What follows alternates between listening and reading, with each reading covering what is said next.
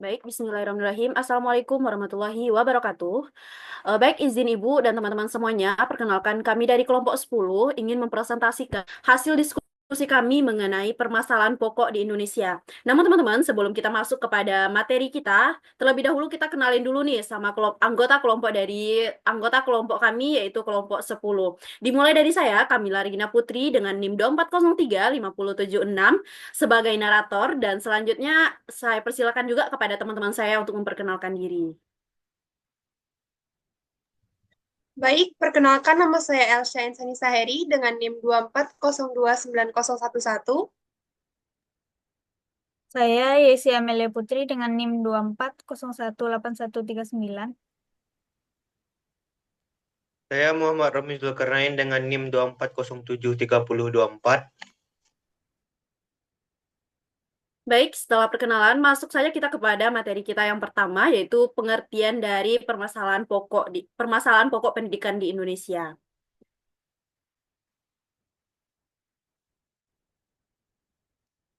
Next. Baik, di sini yang akan menjelaskan pengertian dari permasalahan pendidikan itu saya akan menjelaskan sendiri apa sih itu permasalahan pendidikan. Jadi teman-teman, permasalahan pendidikan ini adalah kendala atau hambatan yang mengganggu tercapainya tujuan pendidikan. Hal tersebut ini mencakup beberapa aspek teman-teman, yaitu contohnya saja adalah pemerataan akses, mutu, relevansi, efisiensi, dan salah satunya juga efisiensi pendidikan. Permasalahan ini teman-teman muncul karena akses pendidikan antara wilayah perkotaan dan wilayah terpencil itu rendah teman-teman. Jadi kualitas guru, tenaga kependidikan, sarana prasarananya, serta kurikulumnya ini belum sepenuhnya relevan dengan kebutuhan dunia kerja dan pembangunan. Untuk materi selanjutnya akan dijelaskan oleh Elsha. Kepada Elsha disilakan.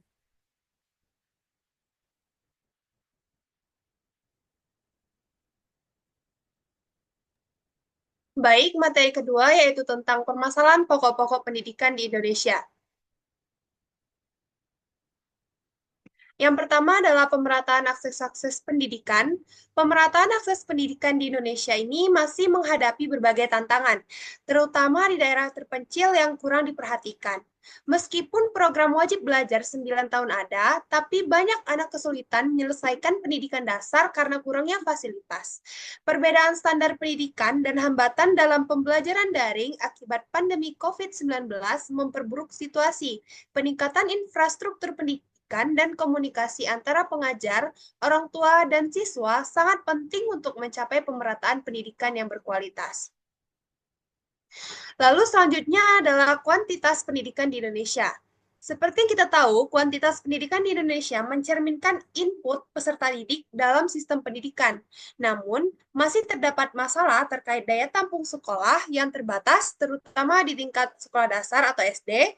Meskipun beberapa masalah itu telah diatasi, namun anak-anak di daerah terpencil masih menghadapi kesulitan untuk mendapatkan tempat di sekolah. Idealnya, pendidikan nasional harus menyediakan kesempatan seluas-luasnya bagi semua warga negara.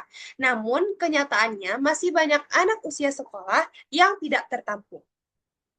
Lalu yang ketiga adalah mutu dan kualitas pendidikan. Mutu dan kualitas pendidikan di Indonesia ini masih menjadi tantangan dengan hasil survei pada PISA 2018 menunjukkan bahwa posisi yang rendah dibandingkan negara tetangga.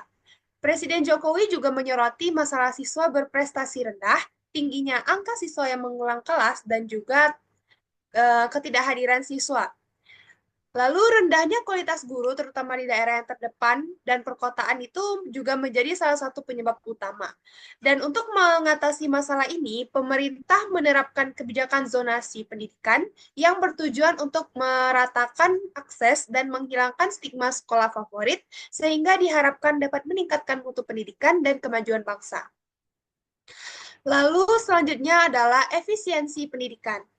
Efisiensi pendidikan di Indonesia itu berkaitan dengan pemanfaatan sumber daya untuk mencapai tujuan pendidikan.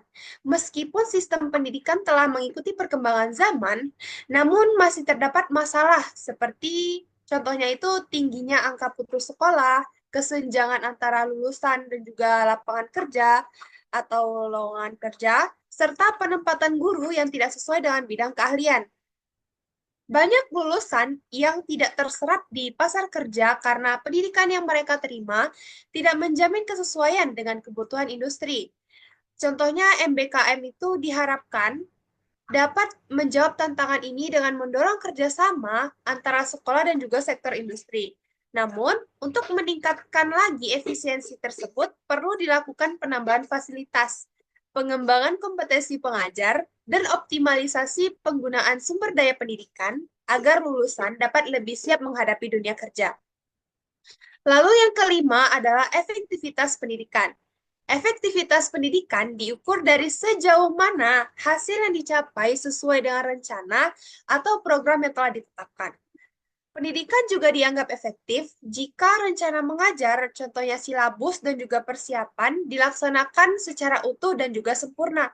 Itu mencakup semua komponen kayak tujuan, materi, strategi, dan juga evaluasi. Namun sebaliknya, pendidikan dikategorikan kurang efektif jika ada komponen yang tidak terlaksana dengan baik, atau strategi dan evaluasi yang tidak sesuai dengan rencana. Dan yang terakhir adalah relevansi pendidikan. Relevansi pendidikan di Indonesia itu menjadi masalah yang sangat penting, di mana sistem pendidikan saat ini hanya mengikuti kebijakan pemerintah dan kurikulum yang berubah sesuai kebutuhan zaman. Meskipun terdapat banyak sekali perubahan, data Badan Pusat Statistik menunjukkan peningkatan jumlah pengangguran itu mencapai 8,75 juta orang pada Februari tahun 2021. Masalah relevansi ini berkaitan dengan kemampuan sistem pendidikan untuk menghasilkan lulusan yang sesuai dengan kebutuhan dunia kerja dan juga pembangunan. Oleh karena itu, penting untuk memastikan bahwa pendidikan selaras dengan kebutuhan real dan pembangunan nasional, serta kearifan lokal di setiap daerah. Sekian dari saya kembalikan kepada moderator.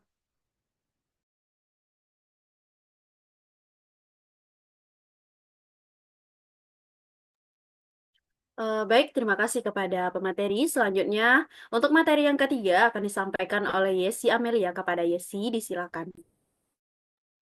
Baik, terima kasih kepada moderator. Saya akan menjelaskan materi ketiga yaitu pendidik dan tenaga kependidikan.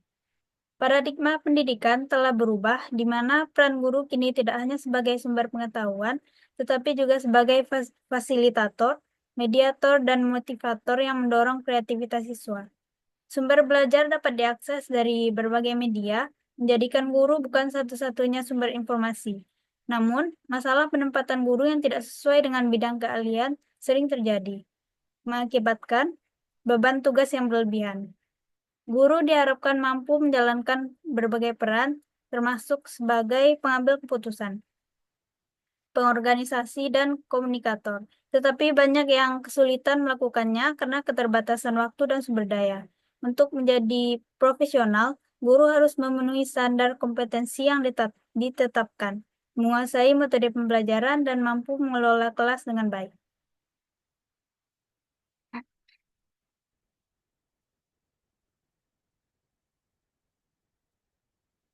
Selanjutnya yaitu masalah pendidikan di Indonesia dalam lingkup makro.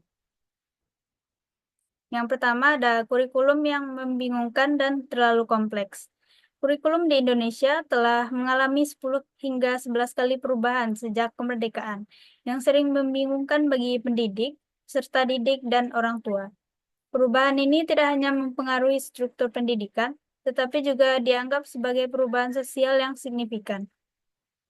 Kurikulum yang kompleks membebani peserta didik dengan materi yang banyak, menyulitkan mereka untuk memilih dan mengembangkan potensi sesuai kemampuan dan minat. Pendidik juga merasakan dampak dari beban tugas yang meningkat, yang dapat mengurangi efektivitas pengajaran. Akibatnya, baik pendidik maupun peserta didik menghadapi tantangan dalam proses pembelajaran yang optimal. Yang kedua ada pendidikan yang kurang merata. Sebagai negara berkembang, Indonesia masih menghadapi berbagai tantangan dalam sektor pendidikan, termasuk ketidakmerataan akses pendidikan, terutama di daerah-daerah tertinggal. Masyarakat miskin seringkali menjadi korban dari ketidakmerataan ini, di mana biaya pendidikan yang semakin tinggi membuat banyak orang memilih untuk tidak melanjutkan sekolah. Hal ini menciptakan kesenjangan dalam kesempatan pendidikan yang berdampak negatif pada perkembangan sumber daya manusia dan kemajuan bangsa. Yang ketiga adalah ada masalah penempatan guru. Masalah penempatan guru di Indonesia sering terjadi, terutama ketika guru tidak mengajar sesuai dengan bidang studi atau keahlian mereka. Ketidaksesuaian ini mengakibatkan guru tidak dapat mengajar secara optimal. Faktor utama yang menyebabkan masalah ini adalah kekurangan guru di daerah tertentu, terutama di daerah terpencil, di mana penyaluran guru tidak merata. Akibatnya, guru yang ada terpaksa mengajar mata pelajaran di luar bidang keahlian mereka untuk memenuhi kebutuhan siswa, yang berdampak negatif pada kualitas pendidikan. Yang keempat ada rendahnya kualitas guru. Kualitas guru di Indonesia sangat penting untuk keberhasilan pendidikan. Namun banyak guru yang memandang profesi ini sebagai pekerjaan yang mudah dan hanya untuk mendapatkan penghasilan. Paradigma keliru ini mengakibatkan kurangnya profesionalisme, di mana banyak guru tidak menjalankan tugas sesuai dengan Undang-Undang Nomor 20 2003, seperti merencanakan, melaksanakan, dan menilai pembelajaran. Masalah disiplin, pemahaman materi, dan perhatian terhadap siswa seringkali diabaikan, yang berdampak negatif pada kualitas pendidikan. Rendahnya kesejahteraan guru juga berkontribusi pada masalah ini. Indonesia membutuhkan guru yang berkualitas dan profesional yang menjalankan tugasnya sebagai panggilan untuk mendidik dan membimbing siswa dengan tujuan pendidikan nasional. Yang terakhir ada biaya pendidikan yang mahal. Biaya pendidikan yang tinggi menjadi masalah serius di Indonesia, terutama bagi masyarakat lapisan menengah ke bawah. Banyak orang memilih untuk tidak melanjutkan pendidikan karena beban biaya yang besar, dan beberapa anak terpaksa berhenti sekolah akibat kendala finansial. Hal ini menyebabkan ketidakmerataan pendidikan yang berdampak negatif pada berbagai aspek kehidupan, termasuk meningkatnya pengangguran, kriminalitas, dan kemiskinan. Pemerintah perlu memberikan perhatian lebih untuk mengatasi masalah biaya pendidikan agar semua anak memiliki kesempatan untuk belajar. Sekian dari saya kembalikan pada moderator. Baik, terima kasih kepada Yesi Amelia yang telah menjelaskan masalah pendidikan di Indonesia dalam lingkup makro. Untuk selanjutnya, permasalahan pendidikan di Indonesia dalam lingkup mikro akan dijelaskan oleh Saudara Romis. Kepada Saudara disilahkan. Baik, terima kasih moderator.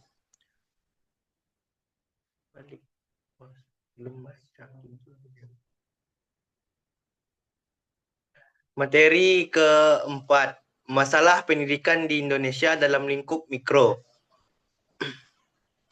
Yang pertama adalah metode pembelajaran yang monoton. Metode pembelajaran yang monoton tanpa perubahan dan inovasi dapat terhambat hasil belajar siswa. Proses pembelajaran yang eduktif memerlukan interaksi antara siswa dan guru untuk mencapai tujuan yang telah ditetapkan.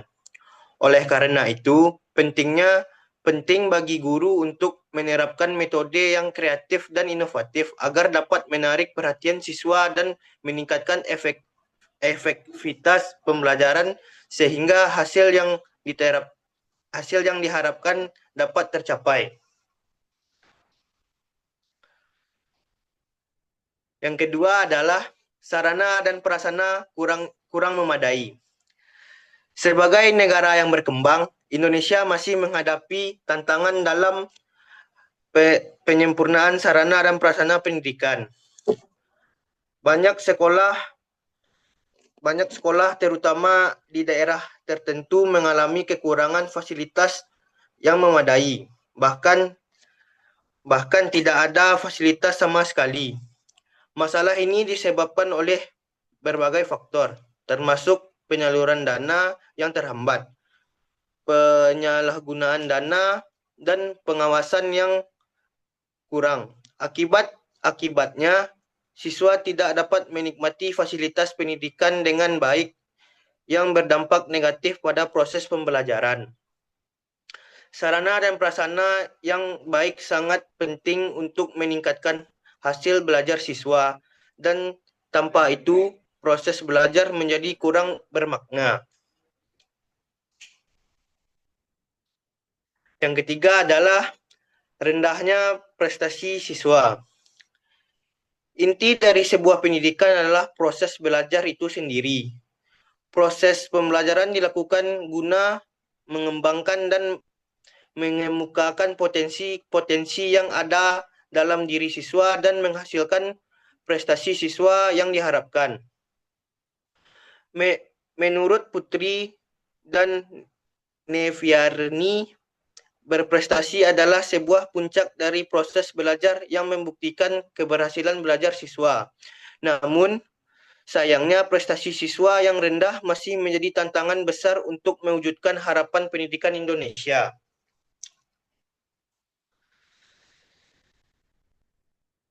Yang kelima, solusi untuk meningkatkan kualitas pendidikan di Indonesia. Kualitas pendidikan di Indonesia sampai saat ini masih rendah jika dibandingkan dengan negara lainnya. Padahal pendidikan adalah suatu hal yang penting dalam kehidupan. Oleh karena itu, perlu dilakukannya upaya dan solusi untuk mewujudkan pendidikan yang sesuai dengan tujuan pendidikan nasional. Tentunya dapat mencapai manusia-manusia yang berkualitas. Adapun beberapa solusi dari permasalahan tersebut sebagai berikut. Yang pertama yaitu melakukan pemeratan pendidikan. Kedua, meningkatkan kesejahteraan guru. Ketiga, meningkatkan prestasi belajar siswa.